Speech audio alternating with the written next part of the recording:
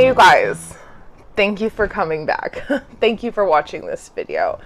This is my 5 favorite indie scents, and it's going to be done a little bit differently than my 5 favorite mainstream scents. First of all, I'm like testing a bunch of different things right now, so if something is weird or off, I know I don't have makeup on, so that's off. But if something is weird or off or isn't working correctly, I apologize. I'm really just trying to get things in order for the new year. So for the indie scents, it's hard because either indie scents are released selectively throughout the year, or they may be discontinued, or there's a select few catalog scents, indie scents that I like, but for the most part I buy indie scents during their limited sale period, so it makes it a little bit harder for me to tell you about the indie scents that I've loved throughout the year because you can't really get them again right now. With that being said, a couple of catalog indie scents that I want to mention that are not in this list are the scent Vice from House of Gloi, and I'll have it listed below. The scent Old Havana by Solstice Scents. These are some of my favorite scents that are available as catalog scents from their different indie perfumers that I wear year-round and that I love year-round. So, with that being said, these are the indie scents that I discovered or that I received this year. Some of them are not available. Some of them may be available again in the future.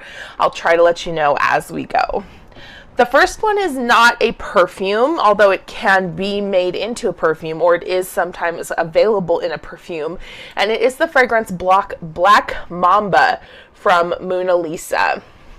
I got this in the hair detangler because I was concerned about how strong the fragrance would be.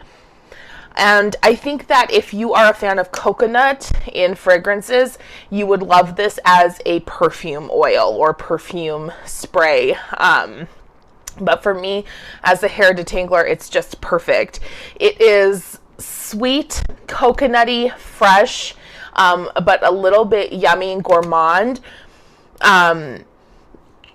The list of scent notes, I'll see if I can find them. I'll see if I can find all the scent descriptions for these. Sometimes the particular websites offer the scent descriptions year-round. Sometimes you can find them on forums and that sort of thing. So I will see if I can find the scent descriptions. But if you like a coconut scent for spring or summer, and you also are a gourmand fan, you would love the scent Black Mamba from Moonalisa. So that's the first selection. The second one is something that I picked up in the very beginning of 2019 and that I've really not used as much as I should have. It's the Exquisite Alien Eau de Parfum from Sugar&Spite in the scent Queen Bitch. Now, the Exquisite Alien... my camera turned off because I dropped this. Anyway, the Exquisite Alien collection from Sugar&Spite was a David Bowie inspired collection. And Queen Bitch had a lot of really gourmand fragrance notes. And it is a very sort of... I want to say it's a woody gourmand, it's a tobacco-y gourmand. It's definitely not a typical gourmand like you'd think of, like Prada Candy or Flower Bomb or Black Opium or that sort of thing. But those fragrance notes, those base notes of like patchouli and caramel and vanilla, those are there, those are present, but they're layered in such a way that really makes it a uniquely indie fragrance that you wouldn't find this in mainstream. And the fact that it's an eau de parfum, which I prefer to a perfume oil, just makes it so much better. I do know that the last time I checked, the Exquisite Alien collection did still have some items available on Sugar&Spite's website. However, that was months ago. So if I can, I will link it. If not, I'll at least try to list the fragrance notes for you. The second, or the third one, third and fourth, well, third, fourth, and fifth, all of these mostly. I've already talked about this on my channel. In fact, I have an entire video dedicated to this particular scent, so I will link that up above somewhere. But this is So Metal by Darling Clandestine. And this fragrance had its very special reason for its creation that is all included in the information in that other video. But the scent itself is like, it's one of the best I've gotten from Darling Clandestine. There's something unique about it that puts it like at the next level of Darling Clandestine's creations. Some of her fragrances do have a tendency to start smelling the same to my nose after a while, but there are certain fragrances that are elevated like above and beyond that, and those particular fragrances I always feel are like the true essence of Yvonne and what Darling Clandestine is capable of, and So Metal is absolutely one of those. So check out that other video, and I'll have the information linked down below if I can. The fourth and penultimate indie fragrance was one that I never thought I would own because of my issues that I had had in the past with this particular fragrance perfumer. And that is Black Phoenix Alchemy Lab in the fragrance Quetzalcoatl. I'm not going to go into it now. I'm not going to talk about it. I've already talked about it on the channel. But this particular scent comes off of the BPAL Etsy shop, where they do sell older discontinued scents. So I have seen it show up there a couple of times since I purchased this fragrance. I'll link the shop down below, but there's like it's like coffee and metallic and all of the type of things that I love in indie fragrance that you just can't find in mainstream again. And that makes Quetzalcoatl, that makes this particular fragrance one that, although I had a lot of reservations about purchasing, it was worth it 100%, and it kind of really changed my opinion about the products from BPAL. The last one is an oldie but goodie. This one I believe you can find still now online. I do think it is a fall winter fragrance for this brand, so if you hurry you may be able to get your hands on it still. And it is the scent Black Blood. You can't see that. It's the scent Black Blood from Cocoa Pink. Now, I have it in the perfume oil, or I'm sorry, the perfume.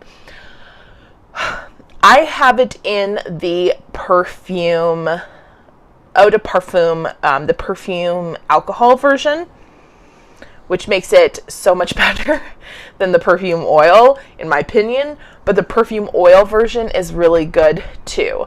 Black Blood is my favorite fragrance from Cocoa Pink. It is blood orange and just sugary and a little bit spicy and a little bit citrusy with that blood orange kick underneath that makes it all kind of come together in a really warm sort of way.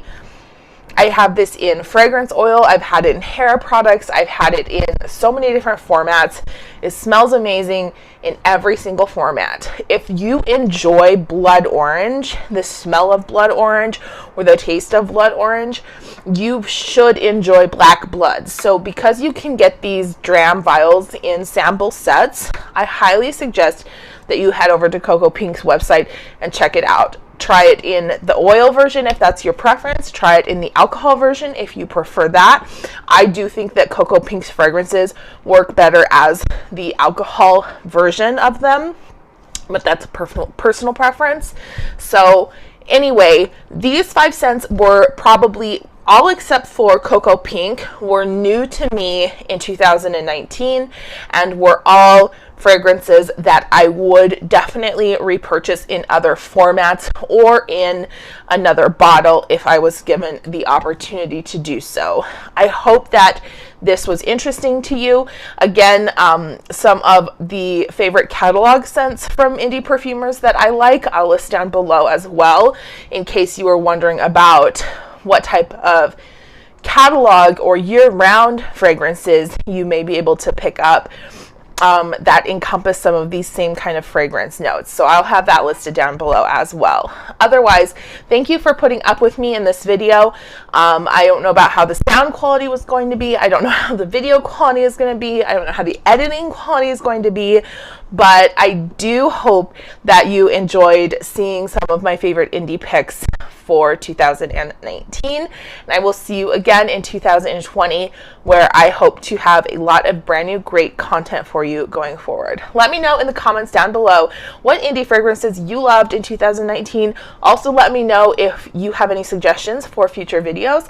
Give this video a thumbs up if you enjoyed, and I will see you on the next one. Stay stinky.